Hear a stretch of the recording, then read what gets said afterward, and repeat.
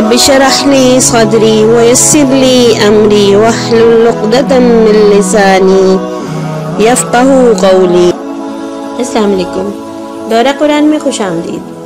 ہماری 3ویں رسالت، اور آج ہم انشاءاللہ بات کریں گے کہ نبی کریم صلی اللہ علیہ وسلم کو جب اللہ نے نبوت عطا فرمائی تو ان کے ساتھ کیا معاملہ پیش آیا، کس طرح وہ ان مشکلات پر انہوں نے اللہ کے مدد اور توفیق کے ساتھ قابو پایا اور بالآخر دین غالب آ گیا۔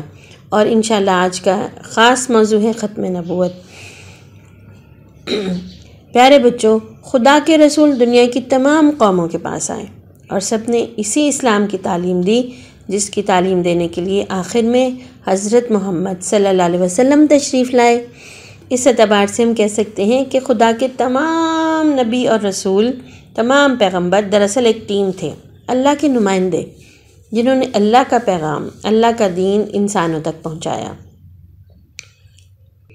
یہ بات تو آپ کو سمجھ میں آ گئی نا کہ جب مختلف قومیں دنیا کے مختلف حصوں میں رہتی تھیں تو ان کو الگ الگ، ان کے پاس الگ الگ نبی آئے۔ اس وقت ایک جگہ سے دوسری جگہ سفر کرنا مشکل تھا۔ بعض اوقات ایک ہی وقت میں 4 مختلف جگہوں پر 4 مختلف نبی یا 3 مختلف نبی بھی موجود تھے۔ اس طرح بھی ہوا۔ جب آہستہ آہستہ دنیا میں ٹرانسپورٹ جو ہے وہ رواج پائی، ایک جگہ سے دوسری جگہ جانا آسان ہو گیا، آپس میں معاملات کا اور آپس میں بات چیت کا، علم کا تبادلہ آسان ہو گیا، تو اللہ تعالیٰ نے نبی کریم صلی اللہ علیہ وسلم کو بھیجا۔ پوری دنیا جو ہے نا وہ ایک سمٹ گئی، ان کے درمیان فاصلے کم ہو گئے، ان کے درمیان میں بات چیت کے کمیونیکیشن آسان ہو گئی، تو اللہ کے نبی صلی اللہ علیہ وسلم کو بھیجا گیا۔ آپ کو پتہ ہے نا، انبیاء کی تعداد تو بہت زیادہ ہے نا، کچھ روایات کے مطابق 1,24,000۔ بہرحال قرآن پاک میں بہت سارے نبیوں کے نام آئے ہیں، تو سب نبیوں کو اللہ کا نمائندہ سمجھنا، اللہ کی طرف سے برحق ہونا، سچے نبی ماننا ہمارے ایمان کا حصہ ہے۔ کوئی بھی نبی دنیا کے کسی بھی ملک میں آیا، کسی بھی حصے میں آیا، ہم سب پر ایمان لاتے ہیں۔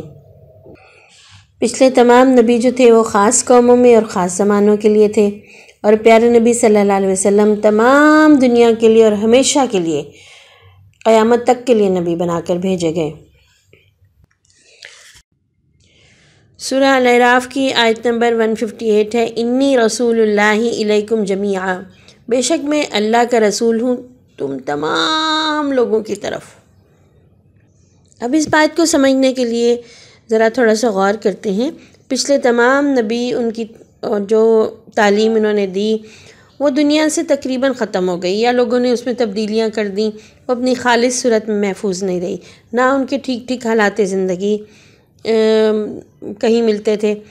بہت سارے لوگوں نے ان کے بارے میں اپنے پاس سے باتیں گھڑ لیں، جیسے نعوذ باللہ حضرت عیسیٰ علیہ السلام کو لوگوں نے کہا کہ وہ خدا کے بیٹے ہیں۔ نعوذ باللہ، اللہ تعالیٰ اس شرک سے، اس خامی سے پاک ہیں کہ وہ کسی کے باپ ہوں۔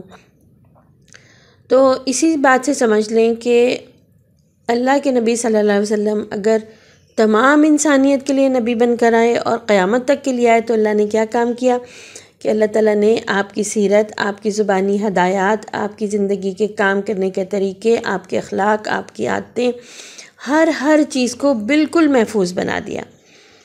در حقیقت تمام پیغمبروں میں سے نبی کریم صلی اللہ علیہ وسلم ہی ایک ایسے پیغمبر ہیں جن کی پوری زندگی ہمارے پاس محفوظ ہے، اور اس طرح ان کی پیروی کرنا، ان کی بات ماننا، ان کی سنت کو فالو کرنا بہت زیادہ آسان ہو گیا۔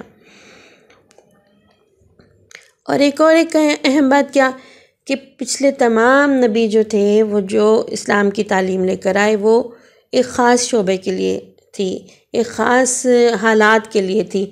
جو بھی اس قوم کی عادات، خصائل اور ان کے طریقہ زندگی تھے، اس کے حوالے سے انہیں تعلیم دی گئی، جن کے اندر جو خامیاں، کمیاں اور جو زیادتیاں پائی جاتی تھیں، ان کو دور کرنے کے لیے انہیں ہدایات مہیا کی جاتی رہیں۔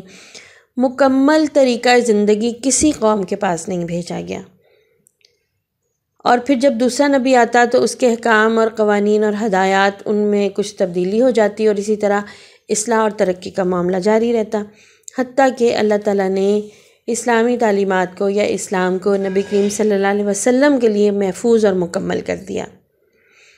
آپ کے آنے کے بعد آپ کو جو دین دیا گیا، آپ کو جو تعلیم دی گئی، اس کے بعد پھر مزید کسی تبدیلی کی گنجائش نہیں رکھی گئی۔ پیارے نبی صلی اللہ علیہ وسلم کے ذریعے ہمیں اسلام کی ایسی تعلیم دی گئی جو ہر حیثیت میں مکمل ہے۔ اسی لیے آپ کے آنے سے پچھلے انبیاء کی تمام ہدایات، تمام قوانین اور تمام تعلیم جو وہ لے کر آئے وہ کینسل کر دی گئی، کیونکہ ایک مکمل چیز کو چھوڑ کر کسی چھوٹی چیز کو، تھوڑی چیز کو کی پیروی کرنا تو نا وہ عقل کے خلاف ہے۔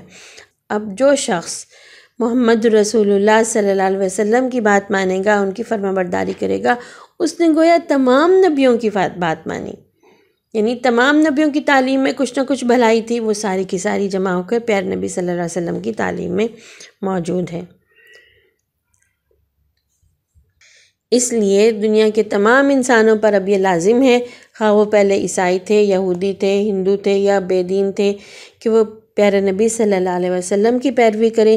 اور مسلمان ہونے کے لیے ضروری ہے کہ انسان پیارے نبی صلی اللہ علیہ وسلم پر تین طرح سے، تین حیثیتوں سے ایمان لائے۔ پہلی بات، آپ خدا کے سچے پیغمبر ہیں۔ دوسری بات، آپ کی ہدایت بالکل مکمل ہے، اس میں کوئی نقص نہیں اور یہ ہر غلطی سے پاک ہے۔ تیسری بات، آپ خدا کے آخری پیغمبر ہیں اور آپ کے بعد قیامت تک کوئی نبی کسی قوم میں نہیں آنے والا، نہ کوئی ایسا شخص آنے والا ہے جس پر ایمان لانا مسلمانوں کے لیے شرط ہو۔ ٹھیک، تین باتیں سمجھ میں آ گئی نا؟ اس کو دہرا لیں، یہ باتیں ہمارے ایمان کا حصہ ہیں۔ سورہ احزاب کی آیت نمبر 40 ہے، ما کان محمد ابا احد من رجالکم، محمد صلی اللہ علیہ وسلم تم مردوں میں سے کسی کے باپ نہیں ہیں، یعنی آپ کا کوئی بیٹا نہیں تھا نا، اس لیے ولیکن رسول اللہ و خاتم النبیین، لیکن وہ اللہ کے رسول ہیں اور خاتم النبیین ہیں، یعنی آپ کی ذات پر نبیوں کا اختتام ہو گیا۔ خاتمہ کہتے ہیں مہر لگانے کو، مہر کہتے ہیں ایسی چیز کو جو کسی بھی چیز کو پیک کر کے اس کے اوپر ایک سیل کی صورت میں لگا دی جائے، وہ سیل ٹوٹ جائے تو ہم کہتے ہیں یہ چیز تو اوپن ہو گئی ہوئی ہے، یہ تو اس کا مطلب یہ ہے کہ یہ کھل گئی۔ تو اللہ کے نبی صلی اللہ علیہ وسلم کی نبوت پر مہر لگا دینے کا مطلب یہ ہے کہ نبوت کا خاتمہ ہو گیا، اب اس کے بعد کوئی نبی نہیں آئے گا۔ اسی لیے اللہ تعالیٰ نے پیارے نبی صلی اللہ علیہ وسلم کو کوئی بیٹا نہیں دیا، تاکہ شیطان انسانوں کے دل میں یہ نہ بات ڈال دے کہ نبی کا بیٹا ہے، اس کو نبی کے برابر کر لو۔ کسی بھی حیثیت سے خدا نخواستہ وہ آپ کے بیٹے کو انسان جو ہے وہ آپ کے برابر کر سکتے تھے اور اس سے پھر شرک کا امکان تھا، اللہ کی نافرمانی کا امکان تھا۔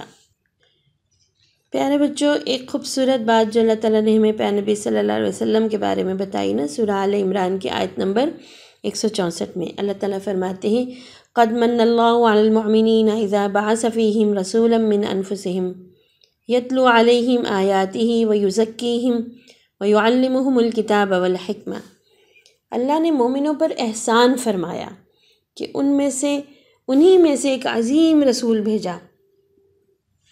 پیارے نبی صلی اللہ علیہ وسلم کی بات ہو رہی ہے، یہ اللہ کا احسان ہے کہ انہوں نے ہمیں پیارے نبی صلی اللہ علیہ وسلم جیسا ایک عظیم رسول عطا فرمایا۔ ان کا کام کیا ہے؟ وہ ہم پر اللہ کی آیات کی تلاوت کرتے ہیں، یعنی اللہ کی آیات کی تلاوت کر کے ہم تک انہوں نے پہنچائی، ہمارے اندر کو، ہمارے شخصیت کو، ہماری ذات کو کا تزکیہ کرتے ہیں، یعنی پاک صاف کرتے ہیں، ہمیں برائیوں سے پاک صاف کرتے ہیں۔ وَيُزَكِّيهِمْ کا مطلب ہے وہ ہمیں پاک صاف کر دیتے ہیں، کس چیز سے؟ غلط باتوں سے، غلط اخلاق سے، غلط عادتوں سے، گناہوں سے۔ آپ کی تعلیمات کی وجہ سے انسان جو ہیں انہوں نے گناہوں سے پاک ہونا سیکھا۔ وَيُعَلِّمُهُمْ اور ہمیں کیا سکھاتے ہیں؟ کتاب اور حکمت کا علم۔ ہمیں وہ سکھاتے ہیں کہ اللہ نے جو کتاب بھیجی ہے اس کی تشریح کر کے، اس کے مطابق زندگی گزار کے جو اس کے اندر سمجھنے کی چیزیں وہ ہمیں سمجھاتے ہیں۔ یہ اللہ کا ہمارے اوپر احسان ہے، ہم اللہ کے اس احسان کے شکر گزار ہیں۔ آج کا کام کیا ہے؟